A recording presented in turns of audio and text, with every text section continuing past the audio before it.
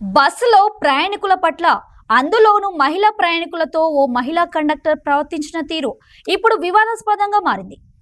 హనుమకొండ నుండి భూపాలపల్లికి వెళ్లే వరంగల్ రెండో డిపోకు చెందిన బస్సులో పరకాలలో ఒక మహిళ ఎక్కింది. అయితే భూపాలపల్లికి టికెట్ ఇవ్వకుండా తనను మధ్యలోనే గణపురం క్రాస్ దగ్గర దింపేసే ప్రయత్నం చేసిందని సదరు మహిళ ఆరోపించింది. భూపాలపల్లికి వచ్చాక ఎందుకు ఇలా చేశారని ప్రశ్నిస్తే క్షమాపణ చెప్పి వెళ్లిపోయిందని ఆరోపించింది. ప్రయాణికుల పట్ల అమర్యాదగా ప్రవర్తించిన మహిళా కండక్టర్ పై చర్యలు తీసుకోవాలని ఆమె కోరుకుంటుంది.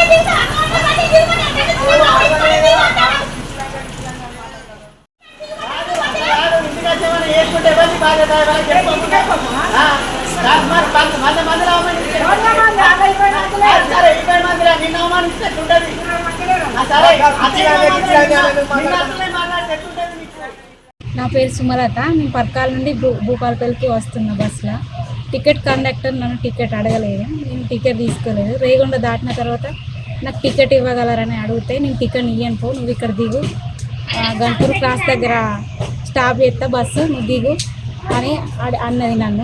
నేను దిగానన్నా, నాకు చిన్న బాబు ఉన్నా, నేను ఎట్లా దిగాలి ఇక్కడ ఆపితే అని నేనన్నా. అక్కడ నుండి ఆర్గ్యూ చేసి గణపూర్ క్రాస్ దగ్గరికి వచ్చినాక బస్సు ఆఫ్ చేసి నన్ను దిగు అని ఫోర్స్ చేస్తే నేను దిగా అని చెప్పేసిన.